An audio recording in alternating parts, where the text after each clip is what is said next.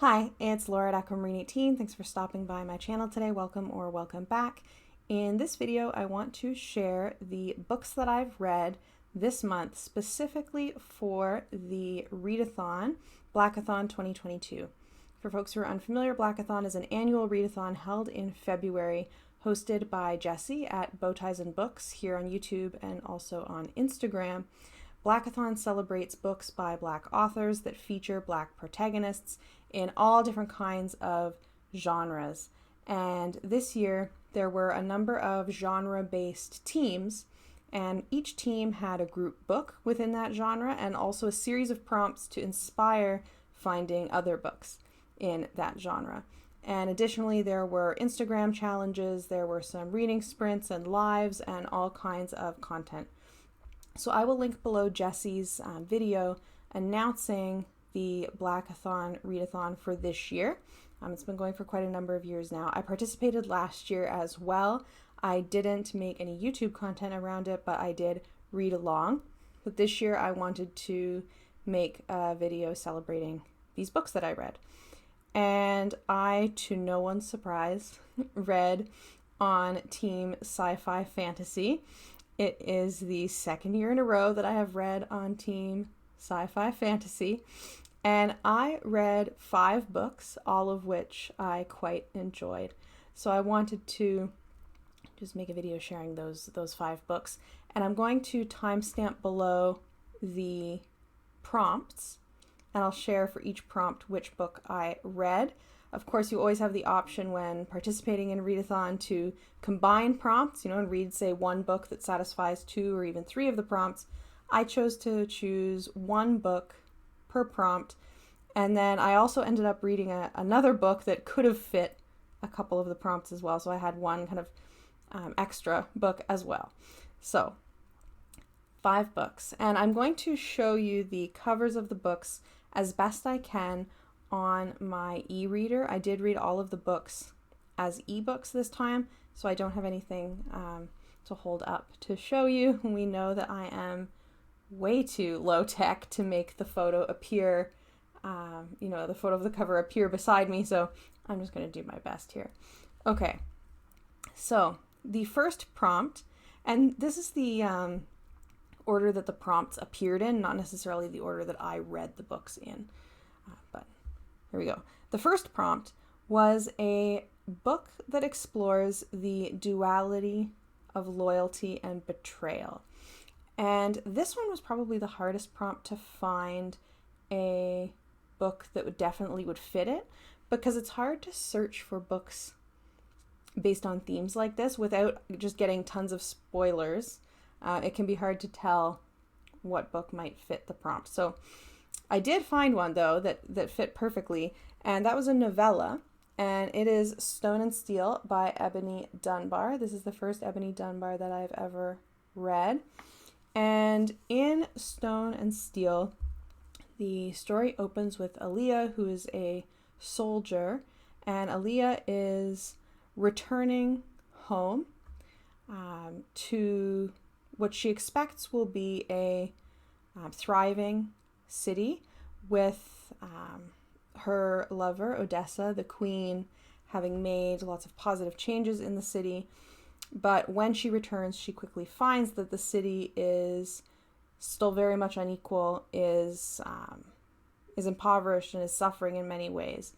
And so there's this dynamic of loyalty and betrayal as Odessa and Aaliyah had grown up together, and Odessa had pledged to really improve things in the city when she took power, but this doesn't seem to have happened. So there's a sense of betrayal of the vision that they had for the city. And this is a very short novella, and it's a fantasy novella with magic, of course. And this was a lot in a very few pages, I thought. I really liked Aaliyah as a lead character. I thought that she was really well developed as a character, and I really like how Ebony Dunbar writes dialogue and writes kind of body language and dynamics between the characters. That was my favorite aspect of the story. I thought that the relationships were just really well written in general. I would really read definitely something by Ebony Dunbar based on this, but also I would totally read another book set in this universe. I thought that it was a really compelling setting that was developed quite well, even though it was a very, very short book. So I would really be keen to see if there'd be more books in this setting. There are none that I know of so far, and I'm not sure if the author has plans for any, but I will be looking out for them if there may be. So for a shorter read that is a fantasy book that explores loyalty and betrayal, I would suggest Stone and Steel by Ebony Dunbar. For the second prompt for Blackathon Team Sci-Fi Fantasy, the prompt was a book with trans spectrum representation. And for this, I read an author that I had read before, who I had read once before. I chose to read Pet by Akwaeke Emezi. I had read Freshwater by Akwaeke Emezi before. It was an incredible book. It affected me deeply, Freshwater. I will probably read it again. I intend to read Akwaeke Emezi's other work as well. But Pet I knew fit in the prompt of including trans spectrum representation, as the protagonist of Pet is a young Black trans girl, and this is set in a kind of post-dystopian world wherein a revolution has happened. The revolution is over, and since there was a revolution, there is no more violence in the world. There are no more monsters. And the story follows Pet, this young girl, who learns that there is, in fact, a monster around. And it is a really intense read. Thematically, it deals with the ways in which abuses are not addressed when people don't believe that they're there. When people refuse to see the possibility of abuse or violence happening, and as such it goes unaddressed. There are also kind of more I'm stumbling over my words, peripherally, that's the word that I was going for. More peripherally, there is a theme in this book of how to deal with and address violence in communities in ways that are not dependent upon the violence of a carceral system and the state. That's a bit of a side topic, I would say. Really, it focuses on this young girl trying to communicate that there is, in fact, a monster in the world when those around her don't really acknowledge the possibility that this is the case. And this was a really interesting read. I have no clue what age bracket this book is perhaps intended for. It definitely reads YA to me. Thematically, it was quite complex. It definitely also warrants content warnings for violence, for child abuse. And so there's some senses in which I would say that this is very much an adult read, and then there are other senses in which I would say that it is not. But definitely recommend Pet by Akwaeke Emezi. Also recommend Freshwater by Akwaeke Emezi, which I did not read this month, but I read before, and I'm looking forward to reading more of Emezi's work. The next prompt for Blackathon 2022 was to read a book between 312 and 387 pages. And I was reading ebooks, so I went with the page numbers listed that I could find online for kind of hardcover versions of books, trying to find one that would fit this rather specific bracket of page numbers. And I was very happy to find that a book on the very top of my to-read list for 2022 new releases actually fit this prompt and was going to be out early enough in the year that I would be able to read it for this readathon. So for 312 to 387 pages, I read the novel Goliath by Tochi Onyebuchi. I was really looking forward to this book because I had previously read the author's novella, which is called Riot Baby, and I had gotten to go as well to a meeting of the Short Story Club.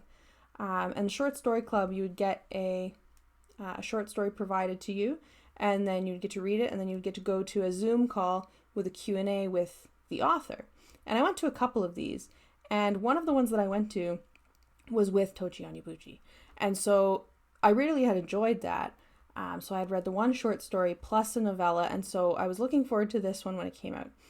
And Goliath is the first new release of this year that I have read. It's the only, as of today, it's the only 2022 release that I have read.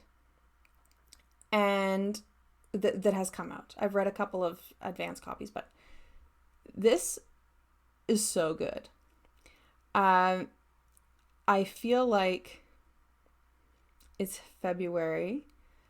That's very early in the year, but I feel like Goliath is going to be a contender for the best science fiction novel that I read all year. I already know. I see awards in Goliath's future. I thought Goliath was so incredibly well done. It is a novel that is set in the 2050s, so pretty near future. It is a very non-linear, multiple perspective novel that really, it almost reads like a series of kind of vignettes or interconnecting short stories as opposed to a novel. I know that there's some, like, reviews are a little bit polarized on it insofar as some readers, I think, did find it to be too non-linear, we'll say. I strongly disagree. I really like the way that the multi-perspective writing was done, and I feel like the effect is almost that the setting becomes like a main character.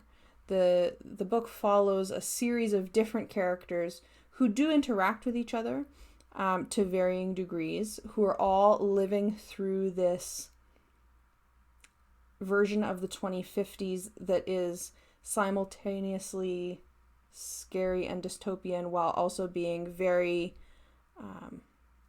believable, very timely.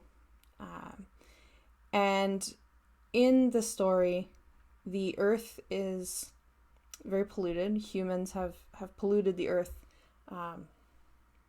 terribly, and many of the wealthiest have left Earth to live in the safer, cleaner environment of space stations orbiting around the Earth, where they continue to extract resources from the Earth while the poorer still live on Earth. And it's a book that really deals with environmental racism very specifically. It explores climate crisis, it explores class division, racism, gentrification, as some folks are trying to come back to the earth as well. It is really, really well done. Very, very much, I would say, character driven. It is not an action-packed, fast-moving plot kind of a read. It's not an easy read in any respect. I thought it was brilliant. I would read it again. So I would say of all the books that I read this month, so far, both books for this readathon, and I've read a couple of other books this month as well. Of everything I've read this month, Goliath by Tochi Onyebuchi is the absolute standout book for me. 5 stars, 100%. I have not stopped thinking about this book since I finished it. This is a book that exemplifies my excitement for new releases and for, discovering new authors for the first time. And I am so impressed. I'm so impressed with this book, and I'm going to be recommending it. I know I'm going to be recommending it. I thought it was just so excellent. So excellent. I could keep raving about it, but I have 2 more books to talk about, which were also great. So for our group book, for Team Sci-Fi Fantasy, we had Escaping Exodus by Nikki Drayden. This cover is not going to come across, I don't think, too well, but the kind of tagline on the cover of the book is, they owe their lives to their ship, but maybe they also owe the ship its life. And so this is a science fiction novel set inside a giant space-dwelling creature that humans have turned into a generational ship. So this book is set after Earth has been destroyed. Humans are now living in space in this living creature, inside this living creature. And the book follows 2 characters predominantly. Sesuke, who is a privileged woman. She is next in line to be the leader of the community. She is well off. This is a very, very stratified society, very class stratified, very unequal. And Sesuke's friend and romantic interest is Adala, who is a manual laborer of a substantially lower class than Sesuke is.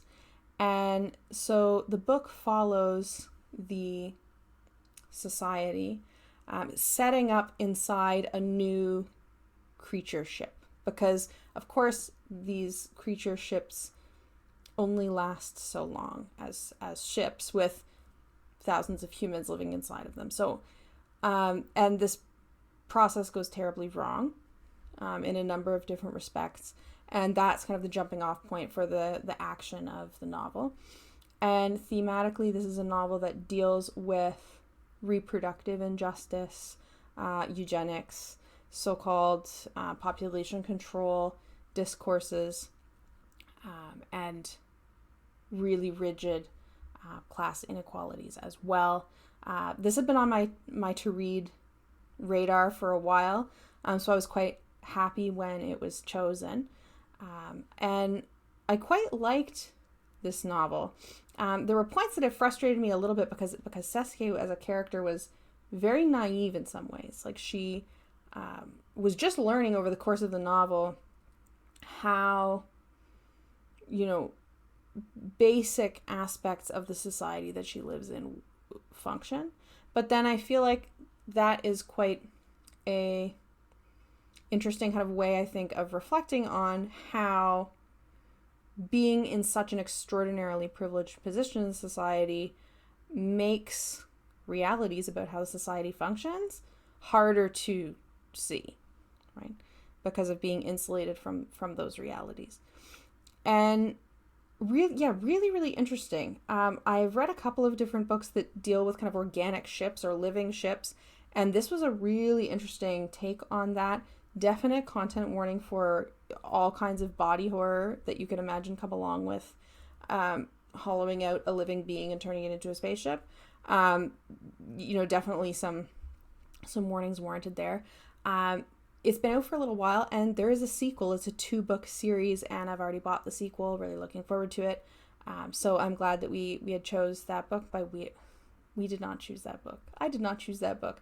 I am glad that this was the book chosen for the readathon as the group book, because it got me to finally pick it up and read it, and now I'm looking forward to the sequel.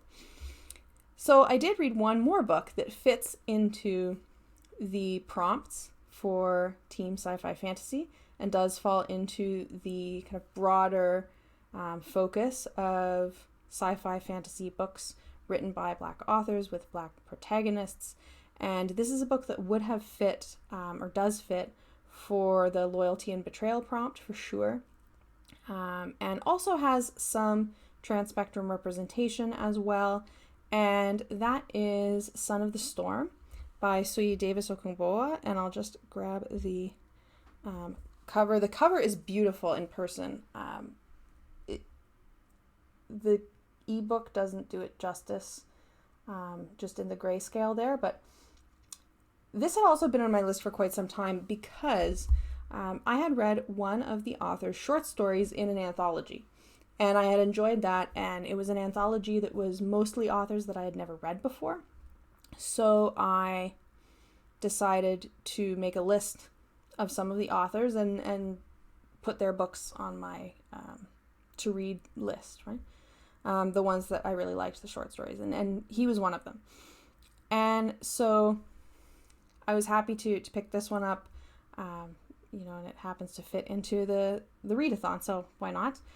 This is a first book in a series, a epic fantasy series, truly epic, sweeping, broad fantasy series. I'm thinking it's probably going to be a trilogy. I'm not sure how many books, though. Don't quote me on that. The setting is inspired by pre-colonial West Africa. The author is Nigerian.